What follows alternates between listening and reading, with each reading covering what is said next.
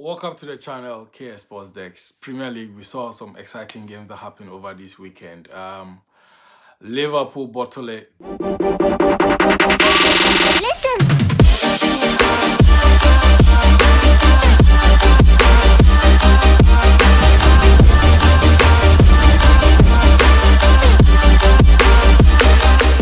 Bottle it took the lead, slipped against Spurs. Chelsea at home to Newcastle. They also bottle it. They couldn't win Newcastle. So in all, I think this weekend, Man United are the winners this weekend. Their win against Villa put them in pole position to become in the top 3 or top 4 team. Looking at the results that Liverpool, who are chasing top 4, and then Chelsea also chasing top 4, their results against Spurs and Newcastle respectively, as I said. Arsenal were 2-0 winners against Everton, a game where the youngster scored a goal which makes him the youngest Premier League goal scorer in history. Yes, Bruno Fernandes couldn't stop it. He's broken the record. 16 Premier League assists in a season for Manchester United, and he's broken that record, which was previously held by David Beckham. Sorry, Sir David Beckham. Yes, apologies. Man City went to the London City Stadium and they couldn't get this win. They took the lead. West Ham came back into this game. Mavropanos with a header, beautiful goal, and City were truthless in front of goal. They couldn't get a 3 points. So I'm going to take you into this, all the Premier League games that happened over this weekend, fixtures by fixtures. Let's start with the Chelsea versus Newcastle. This is two teams coming from Champions League. The fatigue is there. Traveling is there. But Newcastle didn't travel, though. It was Chelsea who made the traveling to France. So this fixture, I think Liam Rosina had a chance to put his authority on this team, where in the midweek he rotated the goalkeeping situation, bringing in Jorgensen and then putting Robert Sanchez on bench. But this fixture, he made a bold decision to recall Sanchez back into the fold. And a couple of players took their position back. Reece James obviously signed a new deal during the week. He's back in midfield. He sat down with Caicedo in that midfield. The question is, did they get chances and they didn't score, or they weren't chances that was coming their way? And it's up to credit to Newcastle. Newcastle did a job, fantastic job. Took the early goal, took the goal and then defended really well. Newcastle really showed that when it comes to this Premier League, if they want to defend, they can defend. Or is it maybe just it was Chelsea who was not able to break them down, or it was Newcastle resilience? But credit to Newcastle. Shout outs to Eddie Howe and his team, how they set up and then they make this game very hard to beat, very hard to stretch them. Anthony Gordon again, he's on the scoring form again, and he scored beautiful goal. Made a true run and then the pass came in and then he scored it. Brilliant goal. Let's go to Man United versus Aston Villa. It's a fixture where Aston Villa, before Michael Carrick came in, Villa were leading Man United 11 points. But on the flip side of things, Carrick and his men has been able to get back into position where Villa was, and now they are leading Villa 3 points after beating them 3-1 today. Goals from Casemiro and Benjamin Sesko, who is on form now, the most informed Premier League striker this moment. You cannot take his name out of it. He's part of it, and he's one of them. He came also score a goal, and Villa, they have become a dull team. No excitement in their play, and I don't know what is going through Emery, his men. I know he's having some key players who are missing, McGinn and so, but they should be able to get results, losing at some grounds or losing at some matches. For me personally, it started where they lost at home with a 10 against 10 men, Brentford. That was why I said, no, the wheels are coming off from Villa, and they're really struggling to get results things are going now. But Man United knew that this results, after knowing that Chelsea on Saturday lost that game, knowing that if they win this game, it will push them further away from Chelsea. And they did exactly that. And congratulations to Man United. They did what they are supposed to do. I mean, what can you not expect if you're a team? You're playing once a week. The strength is there, the energy is there. What else? Villa, on the other hand, they played the Conference League, the Europa League, whatever it is. It's Thursday, and to play again on Sunday is there for a taking. Let's go to Liverpool. They are the biggest losers this weekend. Yes, they are the biggest losers because they know Chelsea lost, Man United won, so they had the results in their hands to make decisions for themselves to win this game and then go level with Man United on points, and then Man United will be leading them with goals. But it didn't go that way. I mean, took the lead and they couldn't defend the lead. And this is the sixth time or the seventh time that Liverpool has conceded again in the 90 added minutes. This has been our Achilles heels where we have been struggling this season. And if this Liverpool side, the lineup that I saw, if this Liverpool side could not beat Tottenham Hotspur, the lineup that I saw from Spurs, depleted Tottenham Hotspur, most of their key players out there injured, suspension all over the place. And this Liverpool, you cannot beat them, even at home. I don't know why Arne Slot should still be in post till Wednesday for Galatasaray visit. I want this guy gone now.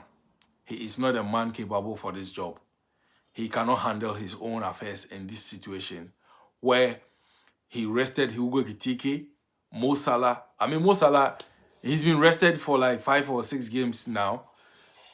He's been in games where he does nothing, so it's a rest for him. But the rest of them, Konate was taken out from the firing line. Gomez back in the fold as a starting lineup paired with Virgil van Dijk. But the question is, you got Frimpong as a right back and a slot. You went and bought Frimpong as a right back, but you end up keep playing your most valuable, best player this season. Soboslai, you play him at right back. What are you thinking? A manager who is looking for a resource, a manager who is chasing for, who is looking to be ambitious. Who does that? I mean, it doesn't make sense to me. Can someone make it sense to me that what Anisolo did today makes sense? You had a right back, 2 of them, you played one as a center back, and you played one as a wing back, winger, and then your key midfielder anchor, you played him as a right back. Come on. I know he is fully aware that at the end of this season, he's gone. So he's just trying to do whatever that he can to just jeopardize everything that was built on. He came, people say, oh, he came and then he won in the league. Bro, this league that he won last season, it was based on Jurgen Klopp's team. And this is the arrogance that he refused to acknowledge or accept. He just wants to force things and make it his own. But that's not how it works. Even if you're going to make these changes, it has to be step by step. Not just boom, boom, boom, boom. You don't go like that. That's not how it works. How you integrate your players into this team, you take it slowly, slowly, slowly. Players who are not performing, you bring them out. Put the experienced ones there who has been playing.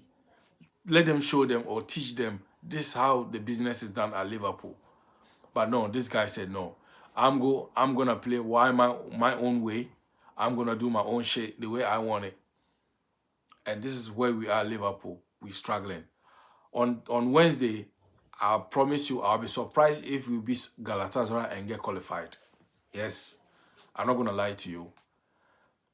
I'll be surprised. I'll be amazed. I'll be amazed if we beat Galatasaray on Wednesday and qualified. Yes, I know it's 61,000. There'll be no Galatasaray fans because they've been banned, and I don't see where the energy will come from. Looking at this Liverpool team, you could see clearly that the fans are just they are disjointed from the team. The fans are on their own, the players are on their own, the manager is on his own, and it's not conniving. It doesn't make sense. It's not clicking. Liverpool is a team where fans get connected to the manager through the players. But right now, it doesn't look like that. If you look at Anfield atmosphere today, it was flat. It was just like a normal preseason game that Liverpool were even playing unders. Nothing looks like challenging for them. And we went 1-0 up. We didn't even look like, but there were some chances. These are the individual problems that I talk about the team. This one, I don't know whether the manager has instructed them to be doing that or not, but it doesn't say well. Hugo Ekitike and for Invest, you got a ball in that moment. There was Salah, there was Soboslai, you could have passed to them, and that's a clean goal. Passing to them is a clean goal. But look at what they were doing. I mean, yeah. Let's go to City. Went to London City Stadium. They're really struggling against this relegation side. It's not just Liverpool, or it's just not any other team that are struggling. City are struggling. I remember when Arsenal went and drew against Wolves, the media was going crazy. Social media was booming, bro. But City went and drew against West Ham, and everywhere is gone quiet. Come on, why? Where's the noise coming from? It's all of a sudden gone quiet.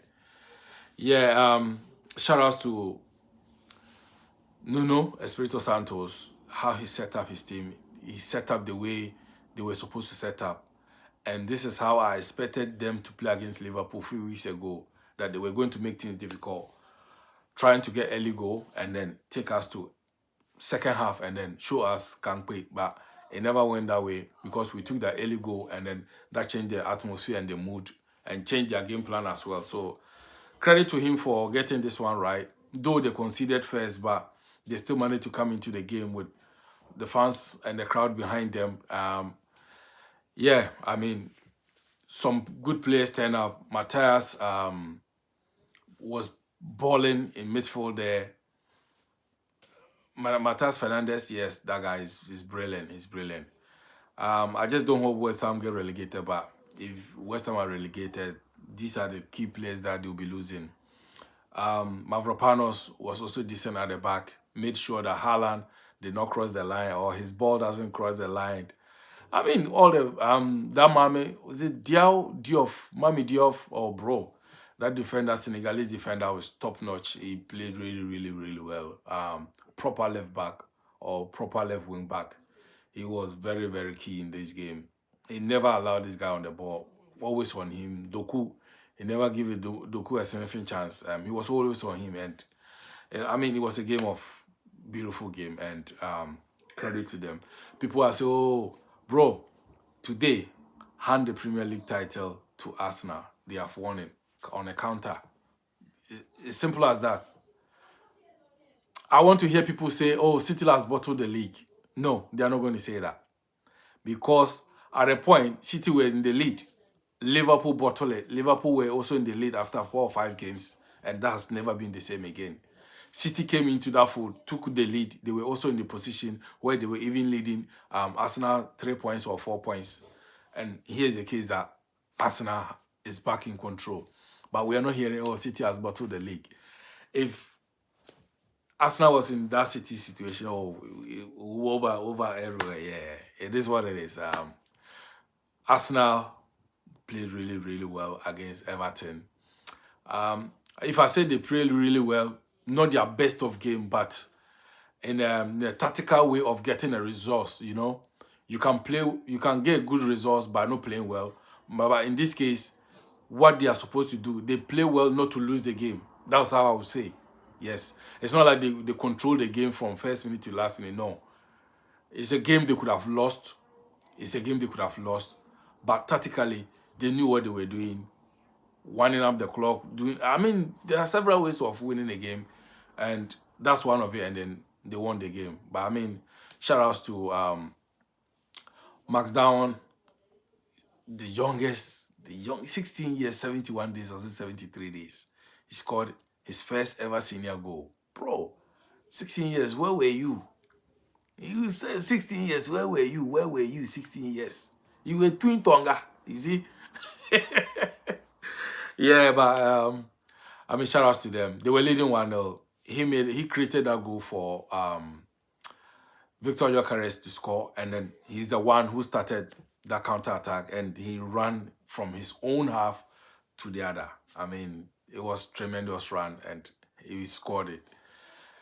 It is what it is. Real Madrid, they are back in fold. This weekend, they won 4-1. 4-1. It even went 5-1, I think, but it was 4-1. Yes, let me have a quick confirm. And then Barcelona also played today. Barcelona were 5-1 winners against Sevilla. At a point, it was 4-1. People were thinking there will be a remontada now. Come on. It's not going to happen that way. And yes, so Real Madrid won 4-1, yes, against Elche. Yes. And Barcelona today won 5-1. Penalty league. That I've never seen a league that there's so many penalties. Premier League, I can't remember the last time we had penalties in the Premier League like this, like consecutively. But it is what it is. I mean, shout outs to them. Bayern on the other hand also drew to Leverkusen. Got Luis Diaz sent off. They go 2 red carded. Luis Diaz sent off, and Jackson, 2 Premier League players who left this summer to join them, all got sent off. But the league, we know Bayern are going to win. The Champions League too, they're already there. They've already skipped past Atlanta. I don't know what will happen that Atlanta will go and score them 5 and take this game to extra time.